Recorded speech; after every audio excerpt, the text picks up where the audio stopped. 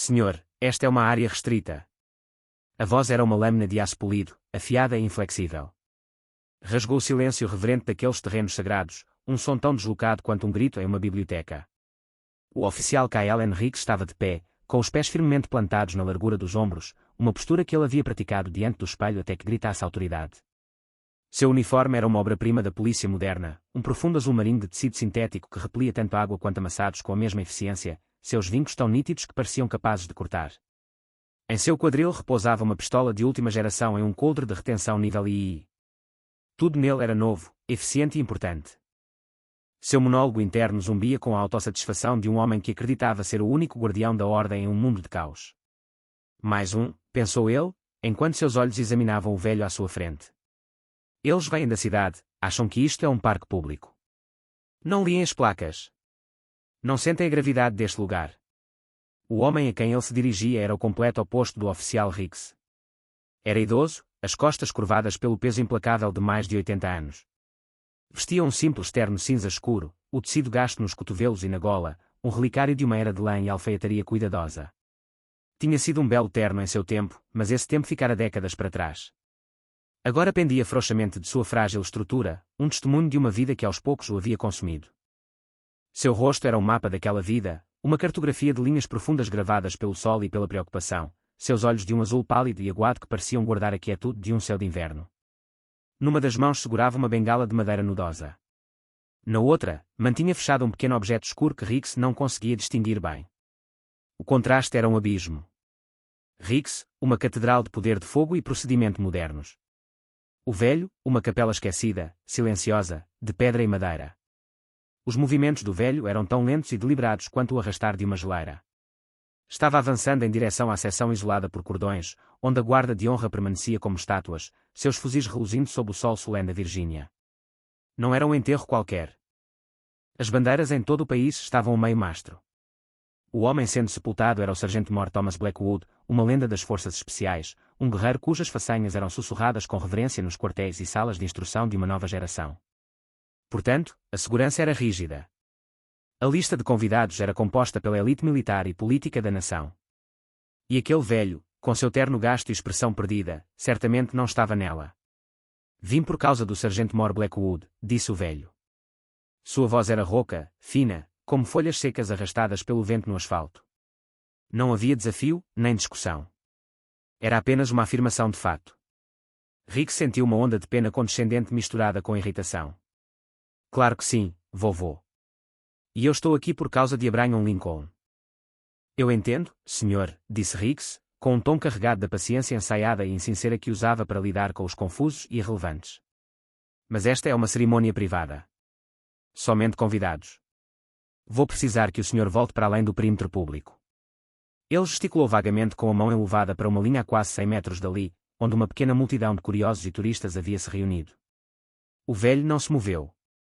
Não parecia ter ouvido. Seus olhos pálidos estavam fixos no caixão coberto pela bandeira à distância, um olhar de profunda e inabalável tristeza em seu rosto. Parecia escutar um som que ninguém mais podia ouvir, um eco de um tempo há muito desaparecido.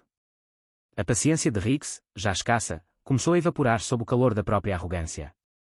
Algumas pessoas dentro da área isolada já começavam a notar o impasse silencioso.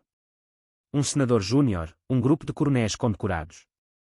Seus olhares eram breves, mas Riggs os sentia como refletores. Precisava resolver aquilo. Rápido. Limpo. Senhor, repetiu, agora com a voz mais firme. Isto não é um pedido.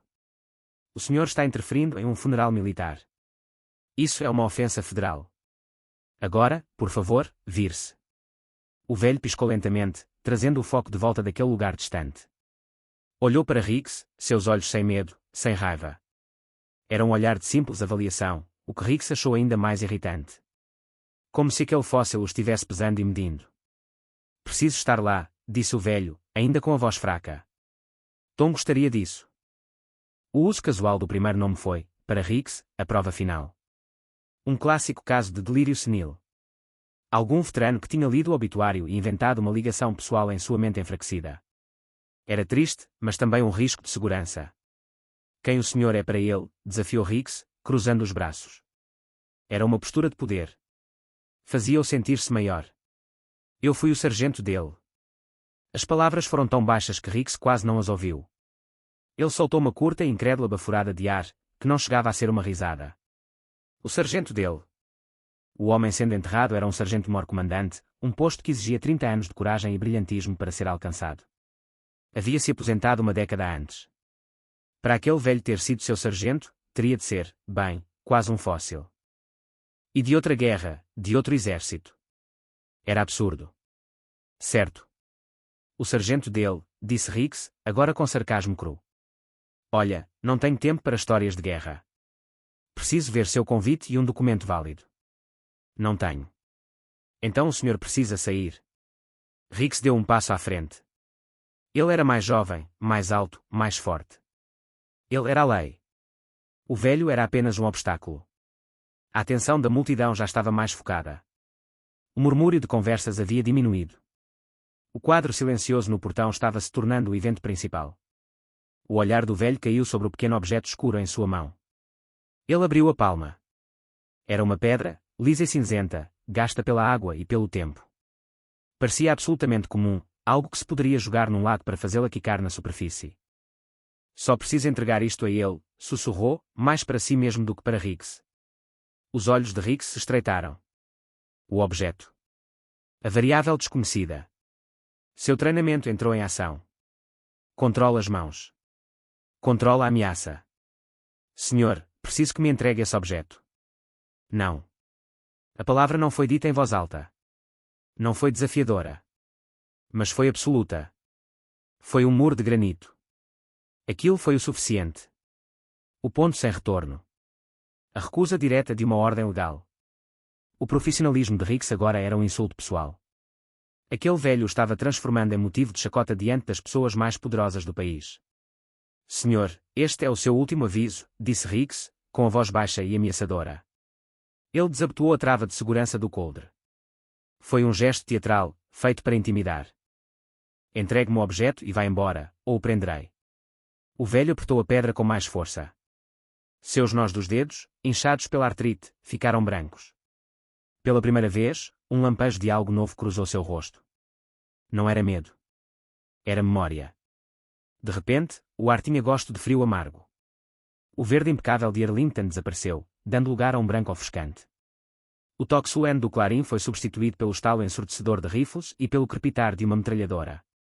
Ele podia sentir a lama congelada de uma colina coreana sob suas botas, ouvir os gritos dos jovens e ver os olhos desesperados e aterrorizados de um soldado raso chamado Tommy Blackwood, com a perna destroçada, o sangue em vermelho vivo contra a neve. O flashback foi como um raio, instantâneo, mas devastador. Deixou sua marca. As costas do velho se endireitaram, apenas uma fração de centímetro. A curvatura da idade diminuiu, substituída pelo fantasma de uma postura militar que estivera adormecida por meio século. Entre os soldados condecorados presentes, um homem observava com crescente inquietação. O sargento-mor Marcos Davis estava na casa dos 40, seu uniforme impecável, o peito exibindo medalhas das guerras do Iraque e do Afeganistão.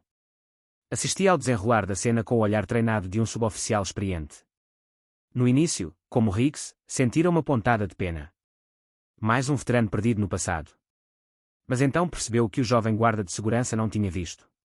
Viu a forma como o velho se mantinha em pé. Mesmo apoiado na bengala, seus pés não estavam abertos como os de um civil. Estavam colocados em uma variação sutil da posição de descanso, uma postura tão profundamente enraizada que sobrevivera ao peso da idade. Viu que os olhos do velho não estavam vazios, estavam atentos, avaliando, observando as mãos de Hicks, sua postura, sua arma.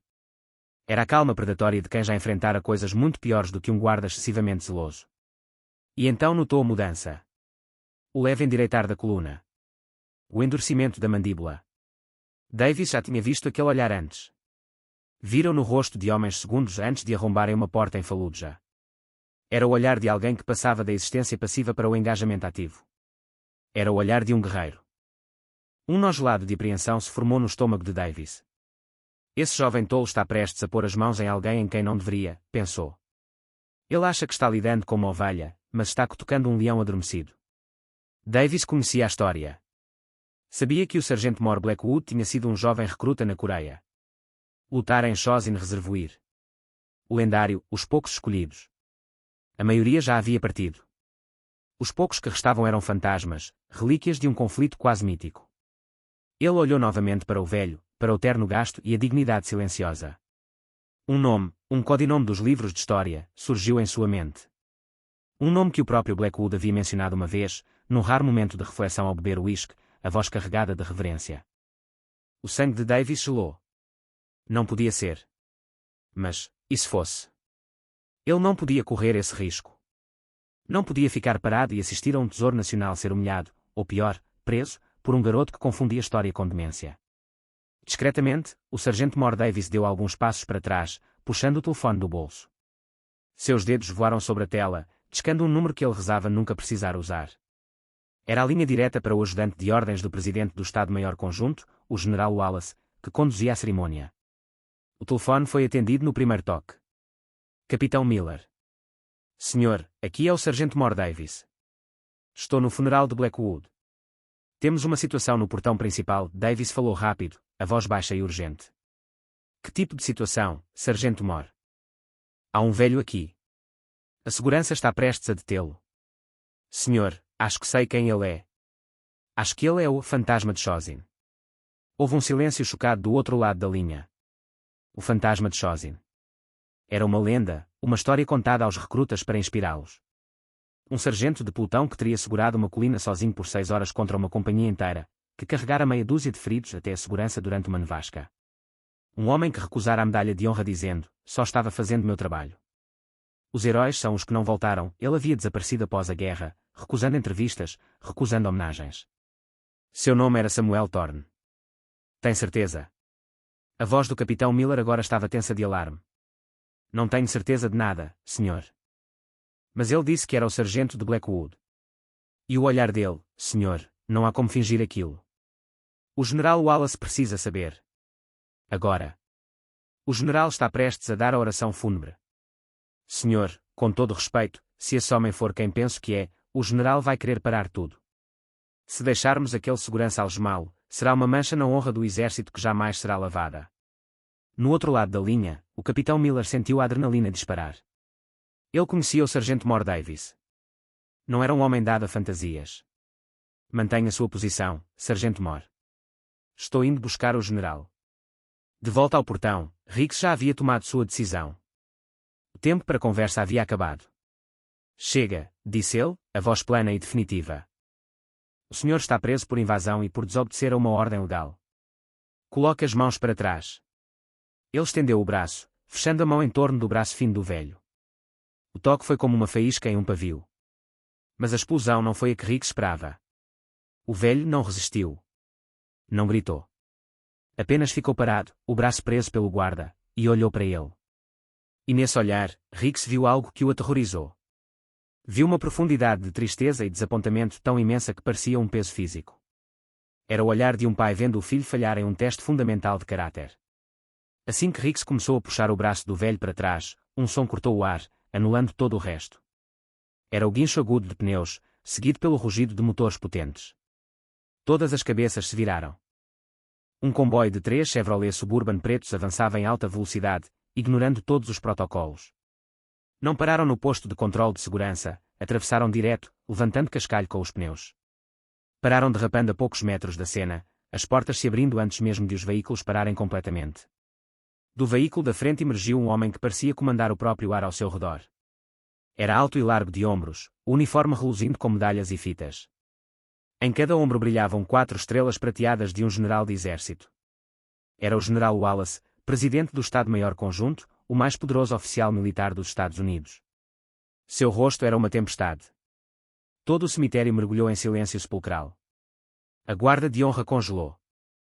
Políticos e dignitários ficaram imóveis, como se transformados em pedra. O sangue de Riggs gelou. Sua mão ainda segurava o braço do velho. Ele soltou imediatamente, como se tivesse tocado em ferro em brasa, puxando-a de volta e assumindo uma tentativa patética de posição de sentido. Os olhos do general Wallace, lascas de gelo azul, percorreram a cena. Notaram Riggs, com a mão perto da arma. Notaram o velho, de pé, com uma dignidade silenciosa e ferida. Então ele se moveu. Andou com uma determinação aterrorizante. Passou direto por Riggs, tão perto que seus ombros quase se tocaram, mas sem lhe conceder um único olhar. Ignorou por completo, como se fosse apenas um poste, uma peça de mobiliário, um grão de poeira insignificante. O desprezo foi tão absoluto, tão esmagador, que doeu mais do que qualquer reprimenda. Ele parou a um passo de distância do velho de terno gasto. Por um momento, o general de 4 estrelas e o veterano esquecido apenas se olharam. Nos olhos do general havia uma vida inteira de respeito, de reverência, de gratidão. Então, com um movimento tão brusco e preciso que parecia cortar o ar, o general Wallace bateu os calcanhares, fazendo ecoar um estalo no silêncio. Levou a mão à testa num dos cumprimentos mais impecáveis e solenes que Kyle Hicks já tinha visto. Não era um gesto de protocolo. Era um ato de pura reverência. Primeiro Sargento Thorne, a voz do general retumbou, clara e forte, e quando por todo o campo silencioso. Senhor. Perdoe-nos. Perdoe esta desonra. É uma honra estar em sua presença. O nome, Primeiro Sargento Thorne, e a palavra, Senhor, atingiram a multidão como um golpe físico. Militares, coronéis, generais, sargentos mouros, todos conheciam aquele nome. Um nome dos livros de história. Um nome falado em lendas. O fantasma de Shozin. Um suspiro coletivo percorreu a multidão. O sargento Mor Davis sentiu uma onda de alívio vertiginoso percorrer-lhe o corpo. Estava certo. Hicks permaneceu congelado em puro horror. Sua mente girava numa espiral de negações, mas a realidade estava diante dele, recebendo continência do mais alto oficial militar da nação. O velho confuso. O fóssil iludido. O invasor. Ele era um herói de proporções quase míticas. E Hicks estivera prestes a algemá-lo. Uma náusea tão forte tomou conta dele que achou que iria vomitar ali mesmo, naquele solo sagrado. Samuel Thorne levantou lentamente a mão livre e devolveu o cumprimento, fraco, ligeiramente trêmulo, mas perfeitamente correto. À vontade, general, disse, ainda com a voz rouca. O general Wallace baixou a mão, mas permaneceu em posição de sentido. Virou levemente a cabeça, finalmente encarando o oficial Hicks. O olhar em seus olhos já não era de gelo, era de aço derretido. Você, disse ele, uma única palavra carregada de condenação. Qual é o seu nome? Oficial Hicks, senhor, balbuciou Kyle, o próprio nome soando estranho e tolo em sua boca. Oficial Hicks, repetiu o general, a voz perigosamente suave. Hoje, o senhor recebeu uma lição sobre a diferença entre o uniforme e a honra. O senhor olhou para este homem e viu um terno gasto e costas curvadas. Falhou em enxergar o gigante que o vestia. Viu idade e não viu história. O general voltou-se para Samuel Thorne, o semblante suavizando novamente. Fez um gesto em direção à pequena pedra cinzenta ainda firmemente segurada na mão do velho. É o que estou pensando, sargento. Samuel assentiu, abrindo a palma. Uma promessa é uma promessa, general. Então o general Wallace voltou-se para toda a Assembleia.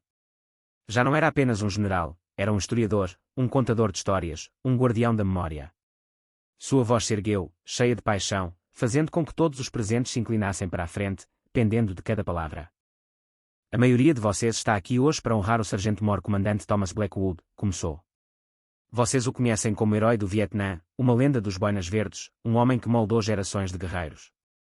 Mas antes de tudo isso, ele foi o soldado raso Tommy Blackwood, um garoto de 19 anos apavorado, morrendo de frio numa colina congelada na Coreia, no inverno de 1950. Ele fez uma pausa, deixando o peso da história assentar. Seu pelotão foi cercado. A ordem era recuar, mas Tommy foi atingido. A perna despedaçada. Ficou para trás na neve, um garoto esperando a morte. Mas um homem desobedeceu à ordem de retirada. Seu sargento de pelotão. Este homem. Ele apontou com respeito para Samuel Thorne. O sargento de pelotão Samuel Thorne voltou. Sozinho. Correu mais de 400 metros em meio a uma nevasca, sob uma chuva de tiros inimigos, e encontrou seu jovem soldado. Improvisou matá-la, colocou o garoto nas costas e o carregou por quase 5 quilômetros na neve até o posto médico. Salvou sua vida. Um murmúrio de espanto percorreu a multidão. Enquanto o colocava na maca, continuou o general, a voz embargada de emoção, o soldado Blackwood delirava. Achava que já estava morto. Agarrou a mão de seu sargento e não quis soltar. Então o sargento Thorne se abaixou na lama congelada do leito do rio que haviam acabado de atravessar e pegou 2 pedras lisas. Colocou uma na mão de Tommy e guardou a outra. Aproximou-se e disse, segure firme, filho. Enquanto tiver esta pedra, saberá que está vivo. Eu ficarei com a irmã dela. Vamos levá-las de volta para casa juntos. É uma promessa. Os olhos do general agora brilhavam com lágrimas contidas. Por 60 anos, Thomas Blackwood manteve aquela pedra sobre sua mesa. Não eram suas estrelas de prata, nem seus corações púrpura, nem mesmo sua cruz por serviços distintos. Aquela simples pedra era sua posse mais preciosa. Não era um lembrete da guerra. Era um lembrete de uma promessa. Um lembrete do homem que o salvara. Um lembrete do homem que ele passou a vida inteira tentando ser. Ele voltou-se para Samuel Thorne. Ele queria que o senhor a tivesse de volta, sargento. Está no caixão com ele. Ele quis que a dele fosse enterrada com ele, e me fez prometer que, se algum dia o encontrássemos, garantiríamos que pudesse devolver a sua. O peso devastador da cena caiu sobre todos os presentes. O velho não tinha vindo assistir. Viera cumprir uma promessa de 60 anos entre dois soldados. Viera dar um último adeus. O olhar do general Wallace voltou-se para Hicks, e a fúria retornou, fria e absoluta. O senhor pôs as mãos neste homem, disse, a voz em tom de rosnado baixo. O ameaçou. Ficou neste solo sagrado, um lugar pago com o sangue de homens como ele, e o tratou como lixo porque não vestia a roupa certa. O senhor é uma desonra para o uniforme que veste e para a nação que deveria servir. Hicks estremeceu como se tivesse levado um golpe físico. Abriu a boca para se desculpar, para se justificar, mas nenhuma palavra saiu. Sua carreira, seu orgulho, todo o seu senso de identidade haviam sido despedaçados em 5 minutos. Foi então que Samuel Thorne falou. General, disse ele, a voz suave, mas clara. O rapaz só estava cumprindo o dever como o entendeu. O mundo é diferente agora. É barulhento. É rápido. Às vezes é difícil enxergar as coisas silenciosas. Ele olhou para Caelan Hicks, e em seus olhos não havia raiva.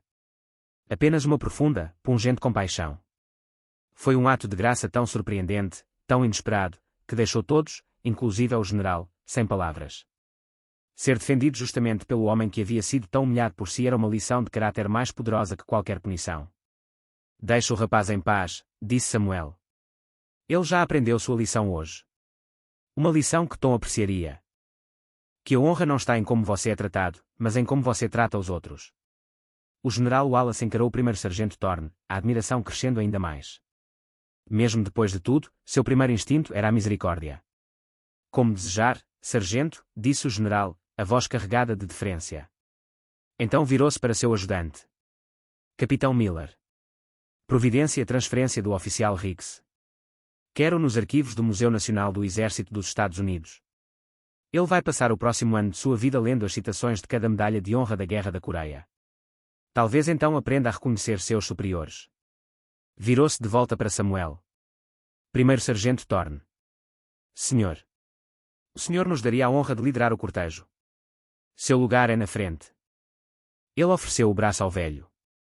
Samuel Thorne olhou para o braço do general, depois para sua bengala nudosa. Com um aceno lento, apoiou a mão na manga uniformizada do general. Juntos, a lenda viva e o mais alto soldado da nação começaram a caminhar em direção à cerimônia.